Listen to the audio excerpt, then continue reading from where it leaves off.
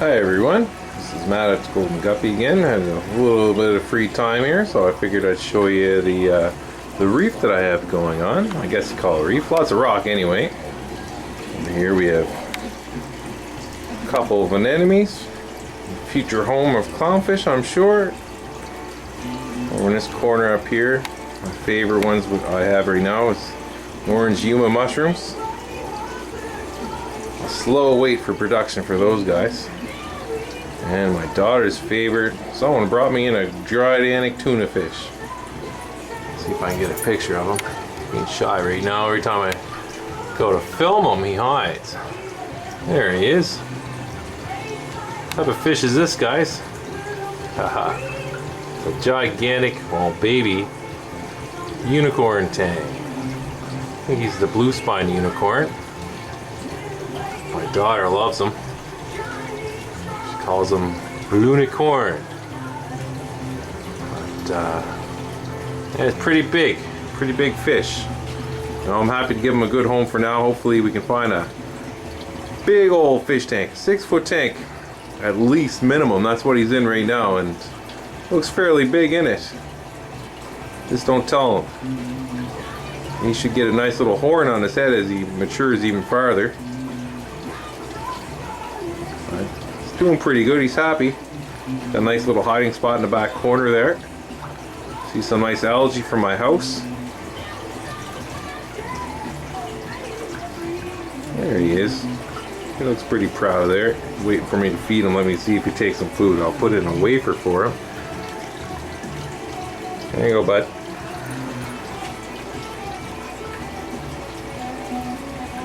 You'll find it if you want it. If not, you can have some more flakes and pellets. Pretty entertaining big guy. Main reason for this video is my daughter wanted to see the unicorn fish again. She can't get enough of this guy. What kid doesn't like a giant fish in a tank, eh? Basically, my ideas on this tank, I was going to set up a lagoonal type setup with anemones based around a couple clownfish, and I wanted to add a lot of different variances of macroalgae.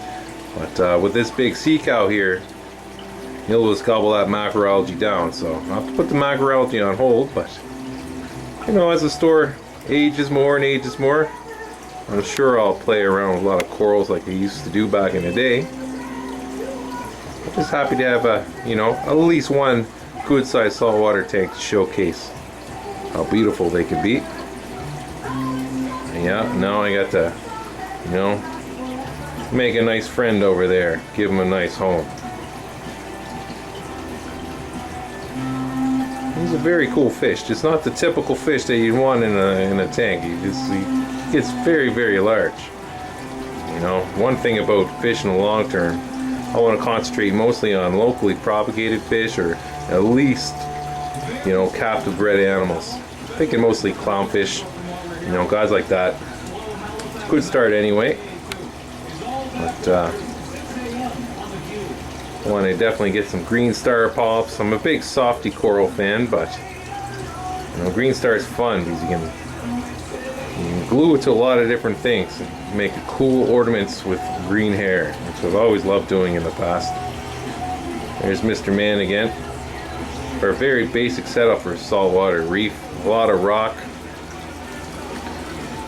some power heads up in the corner there, producing a good flow. I like to have a good flow on the surface of my tank. See pretty good flow up there. Very simple filtration. Hang on the back filter, an old 1980s AquaClear, and a big juice can light for now. I got a 400-watt halide. Soon have a new light to put on that tank. Just got to clean it up. Oh, there he goes. See, it looks like at least he can swim around in this tank. Beautiful specimen. Just not my ideal pick. I like fishes that attain reasonable sizes. But he is super cool. If you ever wanted a sea cow, this is what you call a sea cow. You'll eat and eat and eat and eat. Nice. If you ever keep surgeonfish, you always produce a lot of vegetable matter in their diet. It's very important that Helps keep the color, the less likely to get a lateral line erosion. And it's good for them too. It's even easier on your filter to break down the old plant waste than it is the heavy meat waste. But not to say that I don't feed meat in here. I'm sure he likes his meaty treats too. Mostly in the form of pellets right now, but I'll get fancier with time. And a couple mussels. I'm sure he'd love the mussels. Mussel meat, I think, is a favorite food for a lot of different fish out there. But yeah, right now it's mostly a 6-foot tank with a ton of rock in it. It's good to have all the live rock though. I'll play a lot more with corals, but you know, the whole end of me having a saltwater tank in the shop is I want to show people how to keep salt water, but how to keep salt water simply. You know, high-tech gadgets are great, but I like the, you know, the ABCs: circulation, and circulation is probably the most important. You know, lighting for the reef, very important. I have a big skimmer to put on this tank, especially with Mr. Sea Cow there. I'm going to have to get it set up sooner than later. And then, you know, just general maintenance. You gotta do the water changes. Keep the nitrates in check. Keep everything in good working order. I guess you can't really tell from the picture, but this guy's about 12 inches long or so. He's a fair-sized little baby. Definitely, I think he's happy cruising around in this tank. Didn't want much competition in there for him. You know, I may have to get some macroalgae just so he can snack on it. And I think he's worthy that he's been around. You know, it'd be worthy for him to snack on some good food. Alright, Mr. Man. See ya, Lunicorn. My daughter thinks you're the coolest. Hope you guys enjoy looking at him when you come into the Golden Guppy. He's a pretty neat fish. You know, hopefully he'll go to a nice, proper, at least 6-foot home. I know that some of you guys out there keep good sized tanks.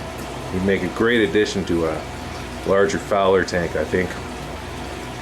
You know, I just want to see him make sure that he goes to a nice big home. Goodbye, bud.